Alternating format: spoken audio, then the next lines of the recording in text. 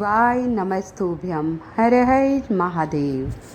आज मैं आपको बताऊंगी पितरों को खुश कैसे करना चाहिए, पितृ कैसे प्रसन्न होंगे, पितृ हमें बहुत सारा आशीर्वाद कैसे दे के जाएंगे। आइए कुछ विशेष उपाय के बारे में बताऊंगी। बहुत ही छोटे छोटे से उपाय हैं, प्यारे से उपाय हैं, जिसे करने मात्र से बहुत ज़्यादा कल्याण होगा। वास्तु दोष में दक्षिण दिशा में पितरों की दिशा मानी गई है। दक्षिण दिशा को पितरों की दिशा मानी गई है। दक्षिण दिशा में पितरों का वास होता है। दक्षिण दिशा में पितरों का वास होता है, ऐसा शास्त्रों में वर्णन किया गया है। इसीलिए पितृपक्ष के 15 दिनों में, पितृपक्ष के दिन जो हैं 15 दिनों में रोजाना इस दिशा में चौमुखी दीपक जलाना चाहिए। कहते हैं जो पितरों की दिशा है वो दक्षिण दिशा मानी गई है। और चौमुखी दीपक किस चीज़ का जलाना चाहिए, कैसे जलाना चाहिए, ये सारी बात बताऊंगी।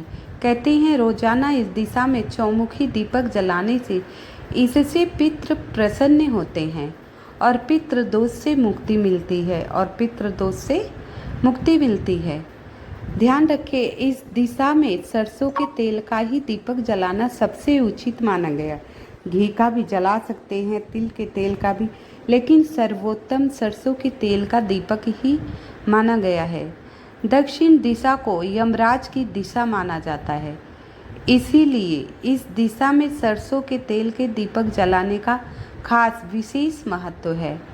इस दिशा में दीपक जलाकर रखने से पूर्वजों की राह में रोशनी होती है और उनके मार्ग में कोई बाधा नहीं आती है, ऐसा शास्त्रों में लिखा गया है। तो आइए 5 जगह कहाँ कहाँ दीपक जलाना है। इन 5 जगह दीपक जलाने से पितृ अत्यंत प्रसन्न होंगे, आपको धनवान कर जाएंगे, आपके घर में सुख समृद्धि शांति सदा बनी रहेगी, आपको पितृ दोष से मुक्ति मिलेगी, पितृ अत्यंत प्रसन्न होंगे, आपकी झोली खुशियों से भर जाएगी।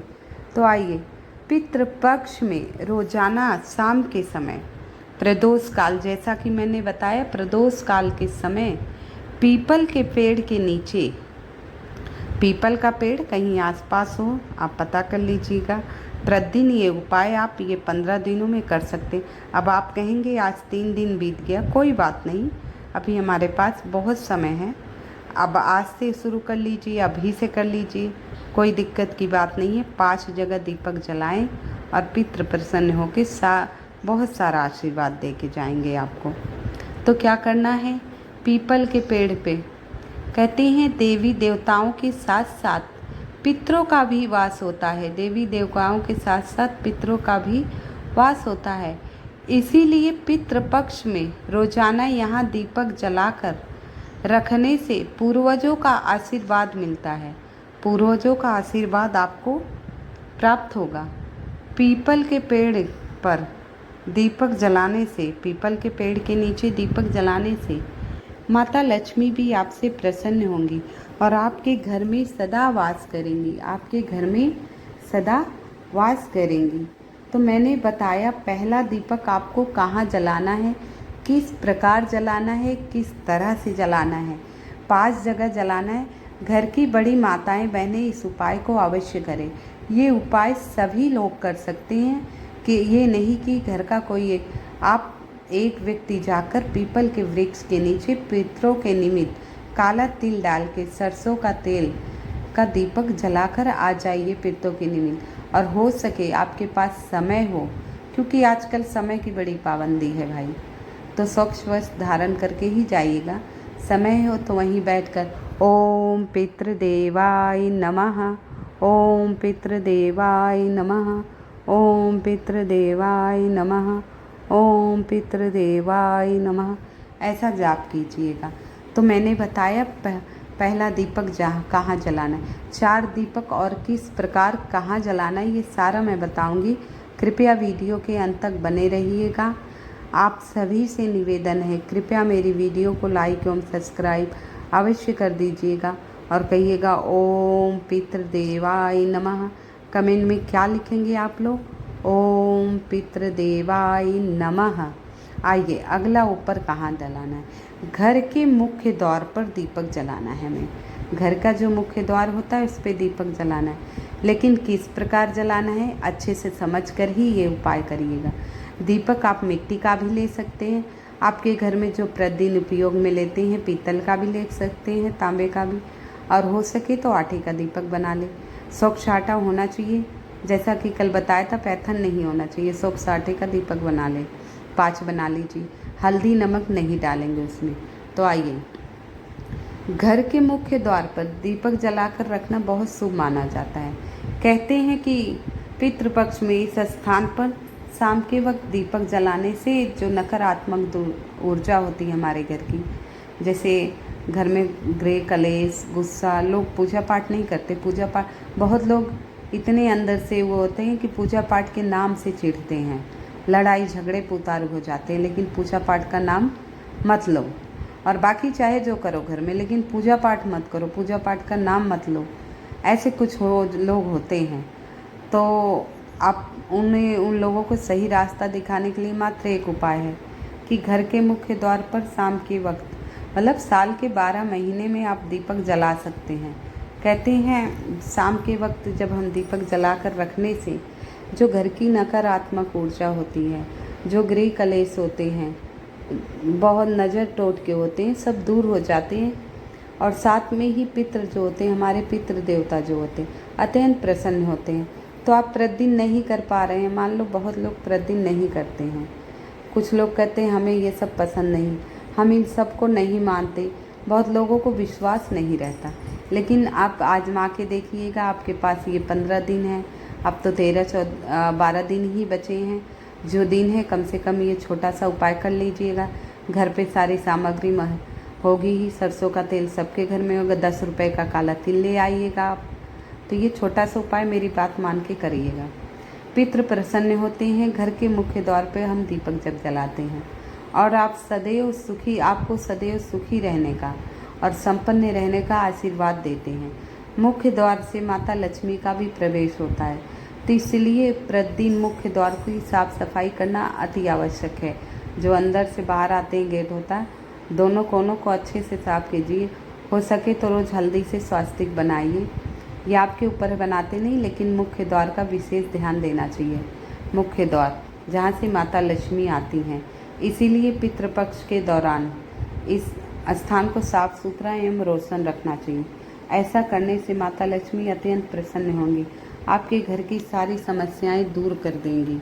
और ये उपाय घर की जो बड़ी माताएं बहनें हैं वो करें तो बहुत विशेष लाभ होता है। घर की जो माताएं बहनें हैं अगर इस उपाय को वो करती हैं तो बहुत विशेष लाभ होता है।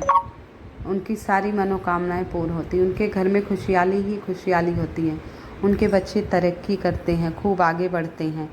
तो ये 2 दीपक कहाँ कहाँ जलाना है मैंने बताया। पहला आपको पीपल के वृक्ष के नीचे शाम को, दूसरा आपको मुख्य द्वार पर। अब आइए तीसरे दीपक के बारे में बात करेंगे। इससे पहले बता दूं, ये सब प्रदोष काल में ही करना है। संध्या बेला पे बहुत लोग पूछते हैं कब करना है, ये प्रदोष काल क्या है, तो 5:30 बजे से 7:20 तक रहता है प्रदोष काल। ये उपाय उन्हीं के बीच में आप लोगों को करना है। उपाय पूर्णतः श्रद्धा विश्वास से करेंगे तो आपकी सारी मनोकामनाएं पूर्ण होगी। आप पिंडदान नहीं कर पा रहे हैं, पितरों के निमित्त दान नहीं दे पा रहे हैं, तो दीपक तो आप जला ही सकते हैं। सरसों का तेल सबके घरों में मिल जाता है। तो माताओं बहनें से निवेदन है, ये उपाय पितृपक्ष में अवश्य करिए अपने परिवार की खुशहाली के लिए। आइए तीसरा दीपक कहाँ, कैसे और क्यों जलाएंगे, आइए बात करते हैं। पितरों की तस्वीर के नीचे हमें कैसे जलाना है। पितरों की तस्वीर दक्षिण दिशा में रखनी है। पहले तो पितरों की दिशा कौन सी है, दक्षिण दिशा है। मैंने इस बारे में आपको बताया था, पितरों की दिशा दक्षिण दिशा है। तो घर के जिस स्थान पर आप अपने पितरों की तस्वीर लगा रखी हैं उस स्थान पर आपको दीपक अवश्य जलाना है। अगर आपके घर में तस्वीरों के नीचे दीपक जलाने रखने की व्यवस्था न हो तो आप अपने पूर्वजों की तस्वीर पर दिया उतार कर दीपक दक्षिण दिशा में रख दें। इस उपाय को करने से, जैसे आपने दीवार पे टांग रखा है, वहाँ जगह है, कई बार क्या होता है जगह नहीं रहता, वहाँ बच्चे पढ़ रहे हैं लिख रहे हैं, कुछ जगह नहीं रहता, बाकी सामान है, तो आप आरती जैसे भगवान की आरती नहीं करते वैसे पितरों की आरती कीजिए। गूगल पे सर्च करेंगे पितृ आरती आ जाएगी, नहीं तो मैं डाल दूँगी। तो पितरों की आरती जैसे करके फिर उस दीपक को दक्षिण दिशा, घर में कहीं भी दक्षिण दिशा को अच्छी तरह साफ़ सफाई करना, मतलब अच्छे से साफ होना, फिर वहाँ ले जाकर आप रख सकते हैं। ठीक है। और इस उपाय को करने से आपके पितरों की कृपा सदा आप पर बनी रहेगी।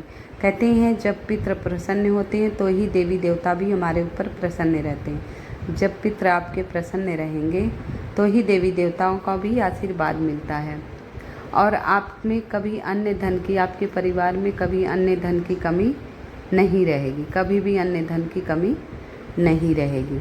तो हमने 3 दीपकों की बात की। पहला पीपल के वृक्ष के नीचे, दूसरा अपने मुख्य द्वार पर, और तीसरा हम पितरों की जहाँ तस्वीर टांगते हैं वहाँ। ये 3 दीपक की बात की। अब 2 दीपक कहाँ जलाना है, कैसे जलाना है। आइए तीसरे दीपक के बारे में बात करते हैं। ध्यान से सुनिएगा, हर उपाय ध्यान से सुनकर समझकर विधिवत कीजिएगा।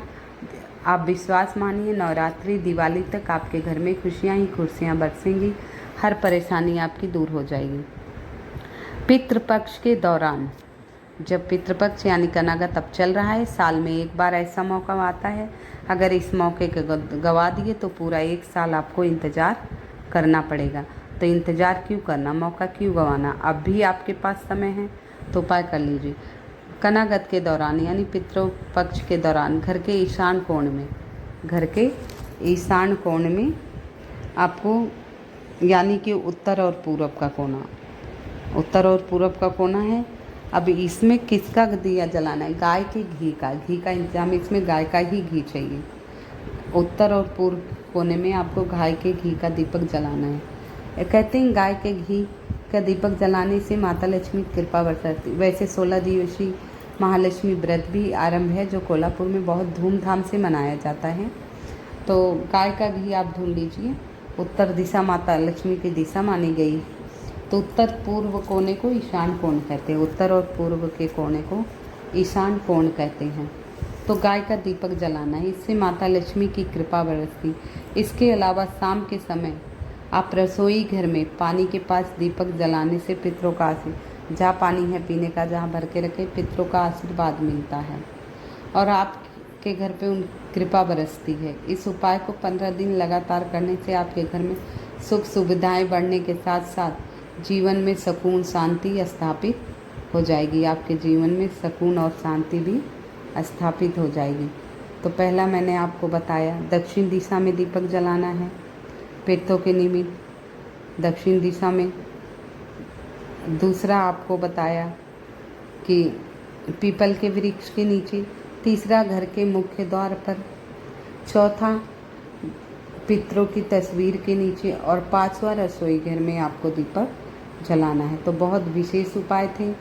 कहते हैं कि पितृपक्ष में पितरों को प्रसन्न करने के लिए दीपक के चमत्कारी उपाय बहुत ही प्रभावशाली माने गए हैं। पितरों का आशीर्वाद पाने के लिए, उन्हें प्रसन्न करने के लिए रोजाना इन स्थानों पे दीपक जलाना बहुत ही शुभ, बहुत ही अच्छा माना गया।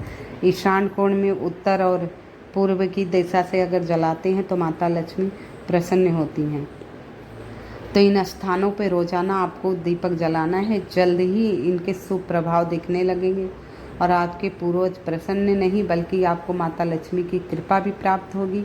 माँ लक्ष्मी ऐसे लोगों से बेहद प्रसन्न होती है जो अपने बुजुर्गों की सेवा करते हैं और मरने के बाद उनके नाम से दान पुण्य आदि करते। आइए, अब मैंने आपको सारे उपाय बता दिए। अब आप सभी से निवेदन करना चाहूँगी, कृपया मेरी वीडियो को लाइक एवं सब्सक्राइब अवश्य कर दीजिएगा। कमेंट में जय पितृदेवाय नमः कहती हैं। आप नहीं कर पाएँ तो एक दीपक रोज़ दक्षिण दिशा के ऊपर जलाएं। जैसे 5 जगह आप नहीं जला पा रहे हैं, आजकल समय भी नहीं है, लोग करना भी नहीं चाहते हैं, बहुत आलस्य है, किसी को भी ले ली, इसमें हम भी आ जाते हैं, भूल भी जाते हैं। तो नियम बना लीजिए आज से, अभी से, कि हमें रसोई घर में दीपक प्रज्वलित करना है। हमें शाम के समय दीपक अपने रसोई घर में प्रज्वलित करना है। जैसे खाना पीना हो गया, रसोई अच्छे से साफ़ कर लिए, फिर आपको दक्षिण दिशा में दीपक अच्छे से जला लेना है। और टाइम मिले तो आसन लगा के आप तुलसी में दिया बत्ती करते होंगे, शाम के समय हम भी दिया बत्ती करते हैं। तो तुलसी माता से कहिए हमारे पितरों को मुक्ति देना, सदा वो प्रसन्न रहें उन्हें किसी प्रकार का कष्ट नहीं हो। जिस लोक में हमारे पितृ हों उस लोक में वो सदा सुखी रहें। और जो हमारे दोष हों, अपराध हो, जो भी गलती हो, उनसे कहना क्षमा कर देंगे। मुझ पे सदा मेरे पितृ प्रसन्न रहें, मेरी झोली खुशियों से भर दे।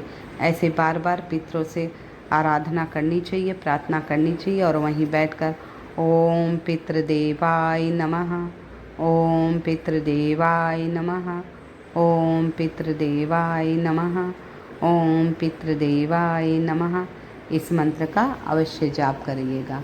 आप सभी से पुनः निवेदन करना चाहूँगी, कृपया मेरी वीडियो को लाइक एवं सब्सक्राइब अवश्य कर दीजिएगा। कमेंट में पितृ देवताओं के जो मंत्र आपको याद हों वो लिख दीजिएगा। आपके यहाँ पितृपक्ष को क्या कहा जाता है?